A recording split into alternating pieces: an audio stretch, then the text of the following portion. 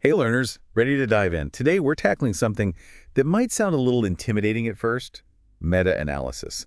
But trust me, it's super cool and incredibly useful, especially for those of us who, well, love to learn.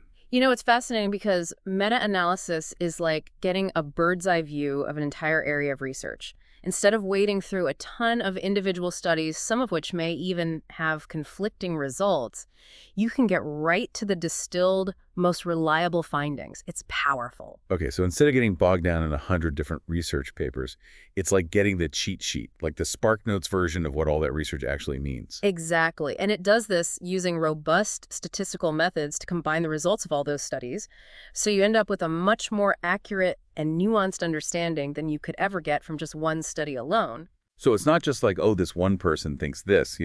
It's like the collective wisdom of all the research, all backed up by data. And speaking of research, we've got a great article guiding us today.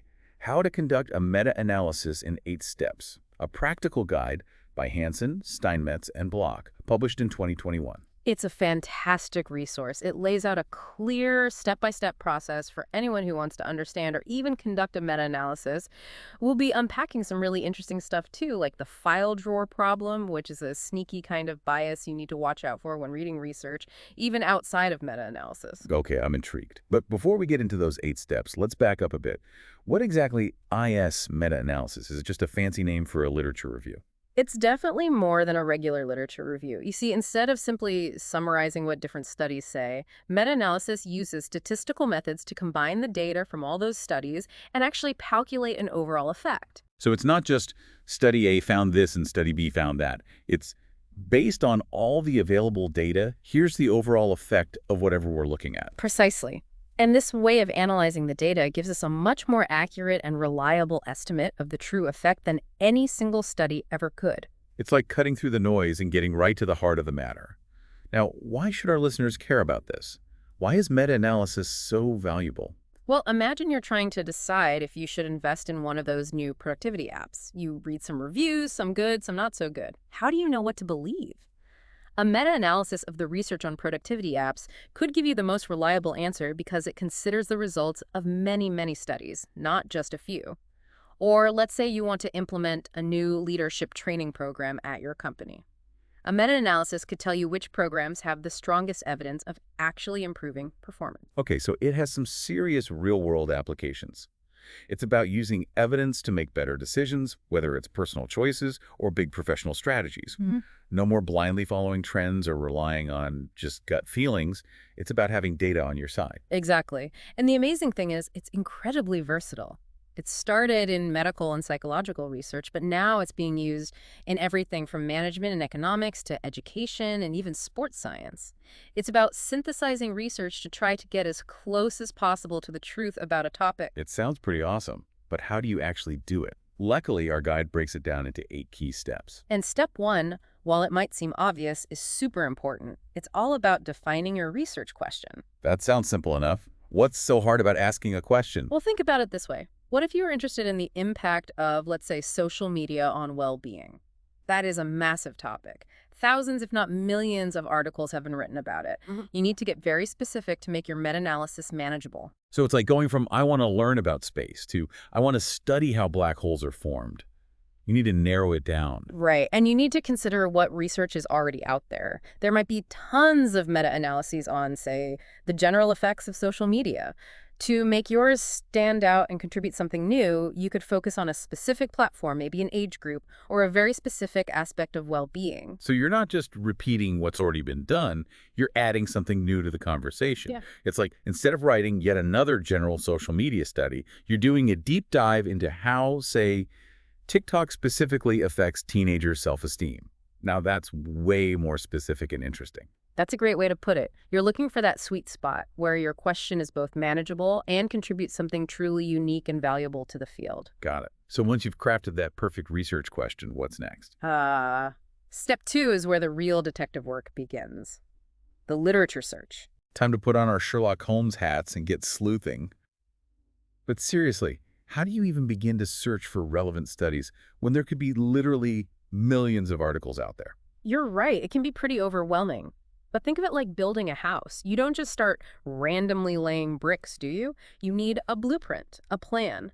And that starts with your search terms. What specific words or phrases capture the essence of your research question? So if we're sticking with that TikTok and self-esteem example, our keywords might be TikTok, adolescence, self-esteem, body image, maybe even social comparison. Exactly. And then you need to choose the right databases. Think of these like giant libraries filled with research articles. Some are general, like Google Scholar, and others are more specialized, like PsycNFO for psychology research. You need to pick the ones that are most likely to contain the studies that are relevant to your very specific question. And you're not just limited to those published journal articles, right? Yeah. What about all that other stuff? Conference papers, dissertations, reports. They're not always in those fancy databases. You're absolutely right. That's what's often called gray literature, and it can be a real gold mine of information, especially for newer or more niche topics. You might need to search specific websites, contact organizations, or even reach out to researchers directly to track down those hidden gems. It's like going beyond the mainstream bookstore and digging through those independent publishers and local libraries, right? I Yeah. love that. But I imagine all this searching can turn up a mountain of potential articles. How do you decide which ones actually make the cut for your meta-analysis? That's where your inclusion criteria come in. These are the specific rules you set for deciding which studies are eligible for your meta-analysis. So back to TikTok and self-esteem. Our criteria might include studies published in English, studies that specifically measure self-esteem, studies that focus on teenagers, and maybe a certain date range too. Exactly. You're trying to strike a balance here. Too broad, and you'll be grounding in irrelevant studies, but too narrow, and you might miss important findings. And this is where that file drawer problem you mentioned earlier comes into play, Yeah. right? Can you explain why this is so important for our listeners to understand, even beyond the world of meta-analysis? It's a sneaky bias that can really distort our understanding of a topic.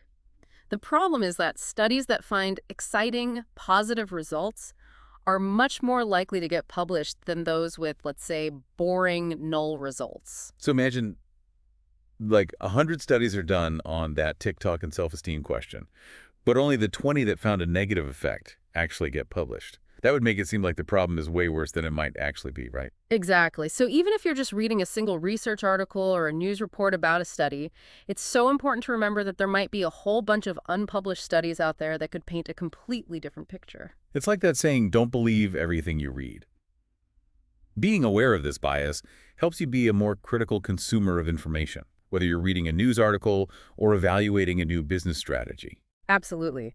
And in meta-analysis, there are some statistical techniques we can use to detect and adjust for potential publication bias, but that's a whole other topic. Okay, I'm definitely going to be a lot more skeptical from now on. So Yeah. we've defined our research question, we've done our detective work, and we've gathered a bunch of potentially relevant studies.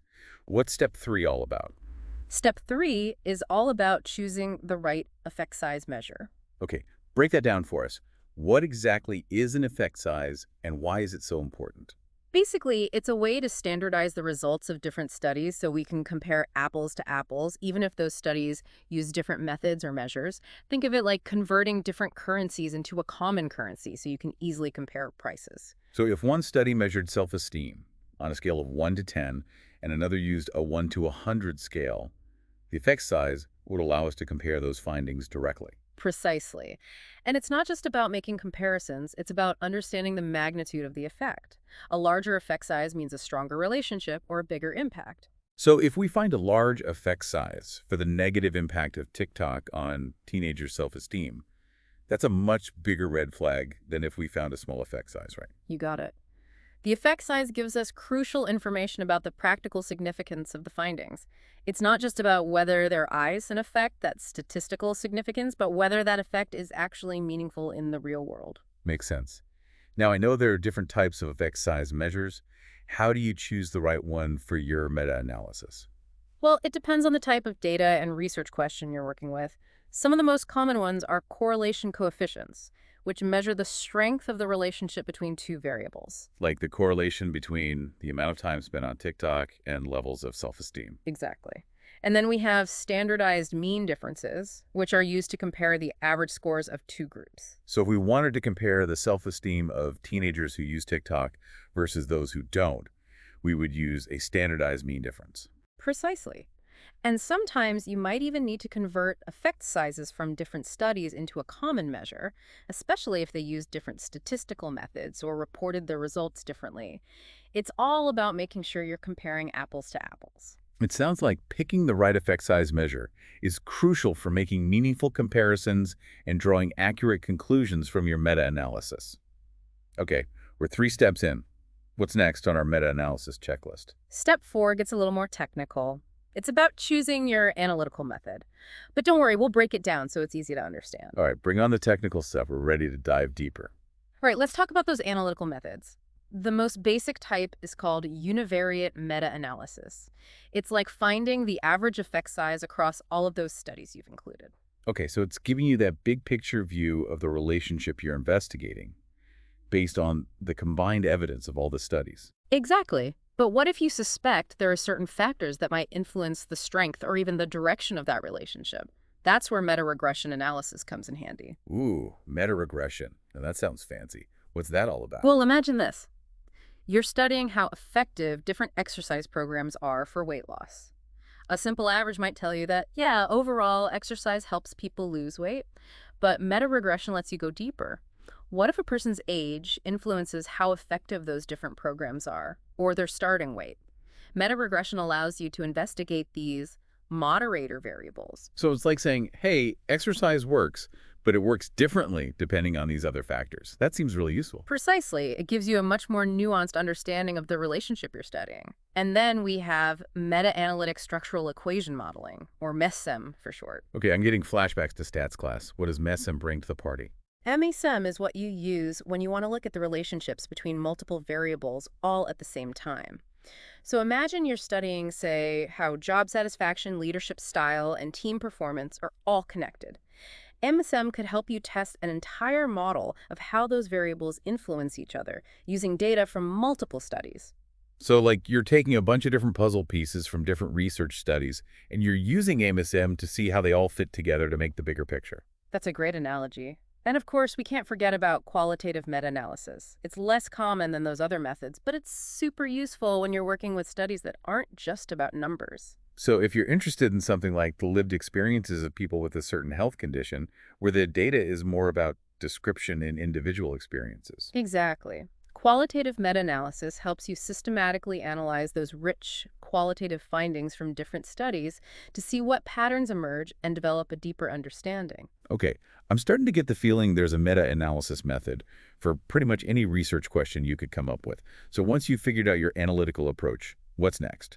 It's time to roll up our sleeves and get down to business with step 5, choosing the right software. Now we're talking. I love a good tech tool. Are there specific programs designed just for meta-analysis? Absolutely. There are programs like Comprehensive Meta-Analysis and RevMan that are made specifically for this. But honestly, for simpler meta-analyses, you can often use more common statistical software packages like SPSS or R with some add-on packages that help with the specific calculations you need. So you don't have to be a coding whiz to do meta-analysis. That's good news for people like me who are much more comfortable with, pointing and clicking than writing lines of code. Exactly. It really comes down to choosing the software that matches the complexity of your analysis and, of course, your level of comfort with different programs. Makes sense. On to step 6, coding of effect sizes. Can you tell us a bit about what coding means in this context? It's basically taking all that information from all those different studies, which can be messy, and organizing it in a way that the software can actually understand. It's like creating a big spreadsheet where each row is a different study and each column represents a specific piece of information about that study. So sticking with our TikTok example, we might have columns for things like the study's author, the year it was published, the sample size, the effect size they found, and maybe even things like the age range of the people in the study or the specific way they measured self-esteem. Exactly. This coding sheet becomes like your master document, your single source of truth for all the data you're going to be using in the meta-analysis. Yeah, I could see how this would be super important for staying organized and making sure that your whole analysis is accurate. But what if one study reports like multiple effect sizes for the same thing? Maybe they measured self-esteem in a few different ways. How do you handle that? That's a great question. You don't want to just choose one effect size randomly, right? You could calculate the average of those effect sizes, but a better approach is often to use statistical techniques that take into account the fact that those multiple effect sizes are coming from the same study. You want to keep things as statistically sound as possible. Makes sense. So you're making sure that studies that just happen to report their results in more than one way don't end up getting too much weight in your overall analysis. Precisely. And while you're doing this coding, you're also thinking about those moderator variables, those factors that you think might be influencing the size of the effect. So for the TikTok example, that might be things like the gender of the participants, how much time they spend on TikTok every day, or even whether they're mostly using it for entertainment or for social interaction. These could all potentially impact how TikTok affects their self-esteem. Exactly. But you don't want to just throw in every variable you can think of, right? Each moderator needs to be chosen strategically, based on existing theory and previous research. So it's not a fishing expedition. It's more like a targeted investigation. Yeah. Okay, so we've got our data all coded and organized. Our software is ready to go. Time for step 7, the actual analysis. Hold on. Before we jump into the main analysis, we need to do a little bit of detective work first. We're going to check for some potential issues that could actually skew our results if we're not careful. Ooh, intrigue. What kind of issues are we talking about? Outliers, for one, and then publication bias. Okay, remind me, what are outliers again? Think of them as the rebels of the data world. They're those studies that have effect sizes that are way out of line compared to the rest of the studies. So in our TikTok example, maybe there's one study that found a huge negative effect on self-esteem, like way bigger than any of the other studies found. Exactly. And outliers can happen for all sorts of reasons. Maybe there was something unique about that particular study's participants. Maybe there was something about the way they did their research. Or maybe it was even just a data entry error. Whatever the reason, you need to identify them and figure out why they're so different. Sometimes they might point to a really interesting finding, but other times they might indicate a problem with the study itself. So an outlier could be a valuable clue, or it could be a red herring. We got to put on our detective hats again. And what about publication bias? We talked about the file drawer problem before, but how do you actually deal with that when you're doing a meta-analysis? There are some statistical tests and even visual tools, like something called a funnel plot, that can help us figure out if publication bias is likely an issue in the research we're looking at. So it's not just eyeballing it and hoping for the best. There are actual ways to check whether those missing studies might be skewing our results. Exactly. And if it does look like publication bias is a problem, there are techniques we can use to try to adjust our effect size estimates to account for those potentially missing studies. We always want to get as close as we can to the truth, even when the evidence is imperfect. Okay, so we've checked for outliers. We've addressed the potential for publication bias. Now, are we finally ready for the main event? Can you tell us about the main analysis and those fixed effects versus random effects models you mentioned earlier?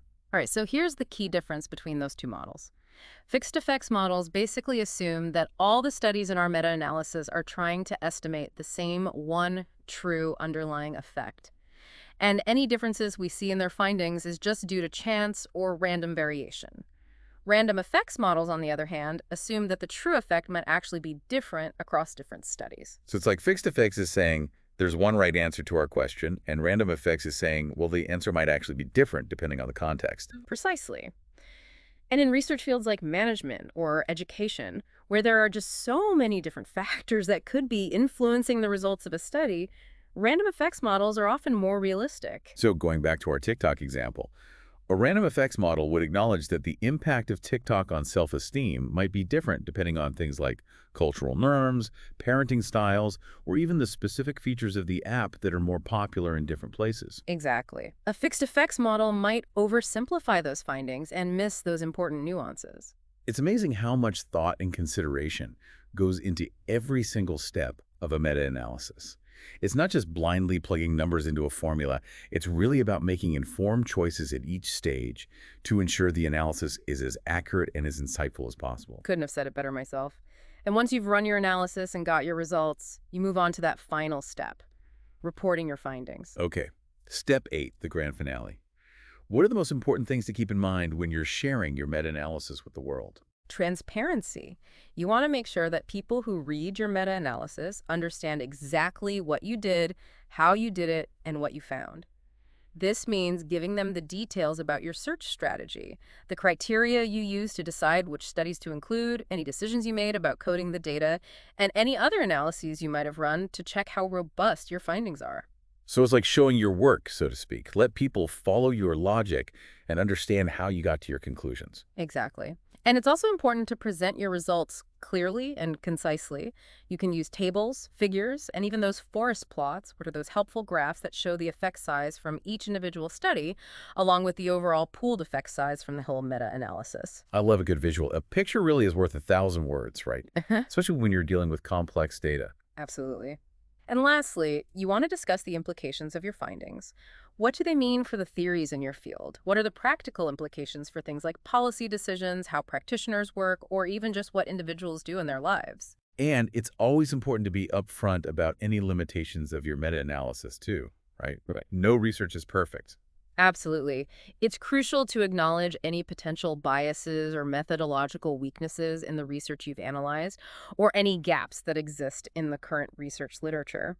It's about being honest and critical and recognizing that while your meta-analysis is a valuable contribution, it doesn't mean it's the final word on the topic. It's all part of the ongoing conversation in research. So we've covered those 8 steps. Is there anything else our listeners should know about the art and science of meta-analysis? One thing that's really stood out to me as we've been talking is how important it is to have a strong theoretical grounding in this whole process. You mean it's not just about crunching numbers. It's about having that solid conceptual framework to really guide your decisions. Exactly. From the very beginning, when you're defining your research question, to choosing those moderator variables to how you interpret your findings, having a strong theoretical foundation makes a big difference. It's like building a house, right?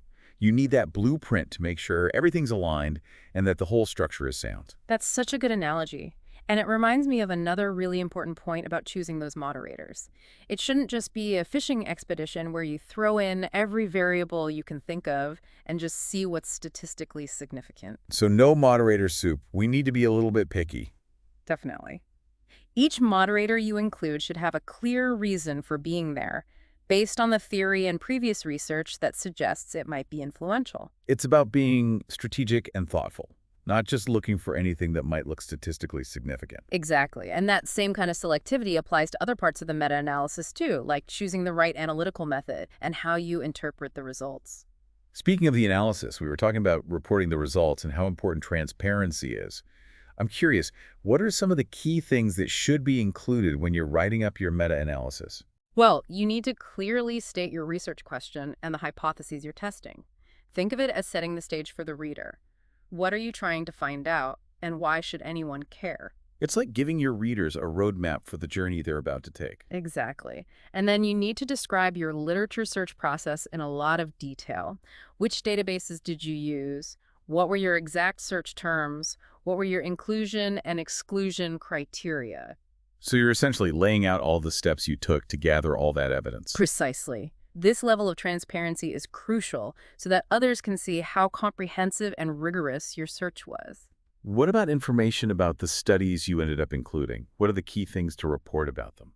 That's really important information too. You'll want to summarize the number of studies, the total number of people who participated across all the studies, the types of participants, the types of research designs that were used, and really any other relevant characteristics of those studies. It's like you're painting a picture of the research landscape for your readers, giving them the context they need to understand your meta-analysis. That's a great way to think about it. You're giving them all that background information to make sense of your findings. And then, of course, we get to the heart of it all, the results. Right. You need to present your estimates of the effect size, the confidence intervals around those estimates, and any measures of heterogeneity that you calculated. And remember those forest plots. Those can be really helpful for presenting all this information visually. Definitely. And I imagine interpreting the results is just as important as presenting them clearly. It's not just about, here's the number, it's, here's what this number actually means. Absolutely. You need to talk about the size of the effect you found and whether it was statistically significant, what those findings mean in a practical sense, and of course, any limitations of your analysis. And it's especially important to talk about any heterogeneity you found, right? That whole idea that the effects might not be the same in all situations or for all groups of people. It's crucial. Highlight any important moderator effects you identified and try to avoid overgeneralizing your results. So it's about embracing the nuances of the findings and acknowledging that there might be different answers depending on the situation. Exactly. And that's where that strong theoretical grounding we talked about earlier really becomes important. You want to connect your findings back to the existing theory in your field and even suggest new directions for future research. So it's not just about summarizing what we already know. It's also about using that knowledge to generate new questions and push the field forward. And we also can't forget about those open science practices. This means being transparent and sharing your data and the materials you use so that other researchers can look closely at your work, try to replicate your findings, and build upon your research. It's like saying, here's what I found. Now let's see what we can learn from it together. Exactly. Open science is all about collaboration and transparency, which ultimately helps to make science stronger. As we're talking about all these different steps and considerations, I'm realizing there's a certain level of, subjectivity that goes into meta-analysis. It's not quite as simple as just plugging numbers into a formula and getting one definitive answer. You're absolutely right. It's a very systematic and quantitative method, but there are still places where you have to use your judgment at each step. Like when you're searching for the relevant research, there's some subjectivity in how you choose your keywords and which databases you're going to search. And then when you're deciding which studies to actually include, there's always going to be some interpretation involved in how you apply those inclusion criteria. Absolutely. And even when you're coding the variables, you might come across some gray areas where you have to make a decision based on how you understand the research literature and your specific research question. So it's not a completely foolproof or perfectly objective process. Yeah. There's still a place for human judgment and interpretation. Exactly. That's why being transparent is so important. By carefully documenting all of your decisions and the reasons behind them, you're allowing others to understand how you arrived at your conclusions and, if they want to potentially challenge your interpretations. It's about being open to feedback and recognizing that even the most rigorous meta-analysis is still just one perspective on a complex issue. Well said. The key is to be thoughtful and critical throughout the whole process. Okay, let's shift gears a bit and talk about some of the more specific methodological choices researchers have to make when they're conducting a meta-analysis. We touched on a few already, like choosing that effect size measure and deciding on the analytical method. But there are some other important considerations as well, right? You bet. One important decision is how to deal with what we call dependent effect sizes. This happens when you have multiple effect sizes that are coming from the same study. Like, for example, if a study reports the impact of a new leadership training program on both job satisfaction and team performance. Right, you mentioned that earlier, and I remember you saying that if you ignore the fact that those effect sizes are related, it can actually inflate your results, making the overall effect look bigger than it really is. Exactly. It's kind of like counting the same evidence twice. Hmm. But luckily, there are ways to deal with this.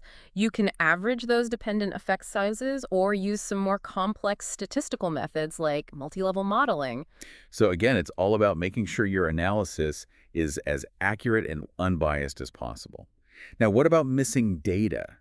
That's got to be a common problem when you're trying to pull together information from a bunch of different studies, right? It definitely is. Sometimes studies just don't report all the information you need. Maybe you can't calculate the effect size from the information they gave, or maybe they don't have data on a specific moderator variable you're interested in. So what do? Do you just toss those studies out and lose all that potentially valuable data?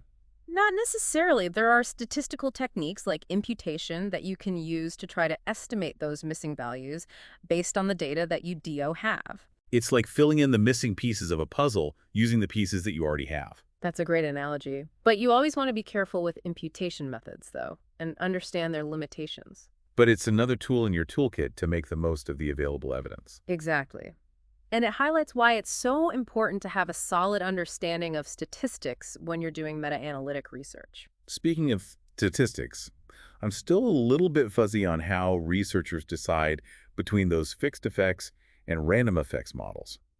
We talked about the general idea behind them, but what are some of the practical things that influence which model you choose? Like we talked about before, random effects models are generally a safer bet when you have good reason to think there might be some real variation in effect sizes from study to study. And that's often the case in fields like management research, where there are so many different contextual factors that could be at play. Like, If you're studying something like the effectiveness of a new marketing strategy, you'd probably expect the results to be different, depending on things like what industry you're in, the specific market you're targeting, what the overall economic climate is like, and all sorts of other things. Exactly. In those kinds of situations, a random effects model would make a lot more sense because it recognizes that the true effect might actually be different in different situations. But are there ever times when a fixed effects model is the better choice? There are.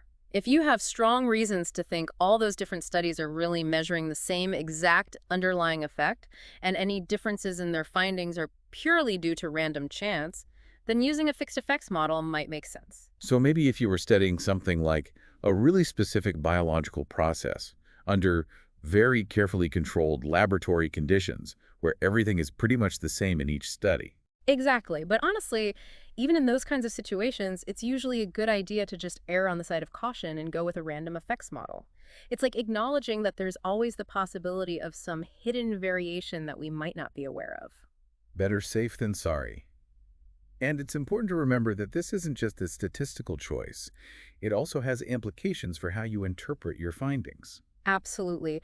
With a fixed effects model, you're basically saying that you think this effect size estimate applies to all populations of interest. But if you use a random effects model, you're recognizing that the effect might actually vary depending on the population or context. That's a really important distinction to keep in mind, especially when you're thinking about what your research actually means in the real world. You know, this whole conversation has really emphasized to me how important replicability is in meta-analysis and in research generally. We can't just rely on doing a study once. We need to see that we can repeat it and get similar findings in order to have more confidence in what we're seeing. Like the saying goes, trust but verify. You can't just take one study or even one meta-analysis at face value, right? You need to see that the findings hold up when other researchers try to replicate the work. Exactly. And the key to making meta-analyses more replicable is transparency. Researchers need to really describe what they did in detail and make their data and materials available for others to see. It's like sharing the recipe so others can try to bake the same cake, so to speak. They can check to see if it turns out the same way. I love that analogy, and it's great to see these open data practices becoming more common in research. It's definitely a good thing. Leads to more collaboration, helps speed up discoveries, and just generally helps us get closer to the truth. I couldn't agree more. You know, as we've been talking about replicability and rigor, I've also been thinking about how practical all of this is. Meta-analysis can be a lot of work. It requires some specialized knowledge and skills. It's not exactly something you can just throw together on a weekend. That's true. It can seem pretty daunting, especially if you're new to this type of research. How do we balance maintaining rigor while also making meta-analysis something that's more accessible to a wider range of people? I think education and training are absolutely key. We need to make sure researchers have that solid foundation in the methodology and the best practices. So it's not just about learning the steps of how to run the analyses. It's about really understanding the logic behind those steps and the assumptions that underlie this whole approach. Exactly. And it's important for researchers to be aware of the potential pitfalls, those little biases that can sneak in even when you have the best intentions. It's like having a map to help you navigate those challenges and not get lost. That's a great way to think about it. And we need to have realistic expectations about what meta-analysis can and can't do. Right, so we shouldn't expect it to magically solve every problem or give us all the answers. Definitely not. Meta-analysis is a powerful tool, but it's not a cure-all. We need to be aware of its limitations and look at our findings with a healthy dose of skepticism. It's about using the tool wisely, right? Recognizing that it's just one piece of a much larger puzzle when we're trying to understand something. You know, as we're talking about potential pitfalls and challenges, I'm reminded of something else the authors of this article pointed out, which is the importance of not oversimplifying our findings. Right. We can't always expect to get a simple yes or no answer, especially when we're dealing with complex questions. Exactly. It's about embracing those nuances and not trying to reduce everything to a simple soundbite and just acknowledging that there might be more than one right answer, depending on the situation. It's all about getting comfortable with complexity. Yes. And recognizing that even the most rigorous meta-analysis is still just one perspective on a complex issue. I really like that perspective. It reminds us that learning is always ongoing and there's always more to discover. Absolutely. And meta-analysis can be such a valuable tool to guide that journey of discovery. It's interesting, right? It's not just researchers who can benefit from understanding meta-analysis. Right. So true. I think anyone can benefit from grasping those basic principles. It's like a superpower. You can cut through all that noise and conflicting information out there and get to what the evidence really says. Exactly. Think about all the decisions we make, from what we eat to how we invest to even what kind of healthcare we choose. And we're bombarded with advice, all these opinions, often from people who don't really have the expertise. Right, it's like a minefield of misinformation. But if you understand meta-analysis, you can start to see through all the hype. You can make decisions based on solid evidence. It's not just about being smarter, it's like being healthier, wealthier, maybe even wiser. I love that. It's about taking control, making choices that match what you value and what you want to achieve, but that are also rooted in the best possible evidence. It's like having your own research assistant who can go through all that data and give you the cliff notes. I like that.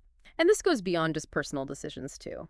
Meta-analysis can help inform decisions at all levels of society, from government policies to business strategies to how we approach education. Can you imagine if policymakers actually used meta-analysis to decide what to fund, what laws to pass? That would be amazing. It would. We could finally move past just ideology and gut feelings and start making decisions based on what really works.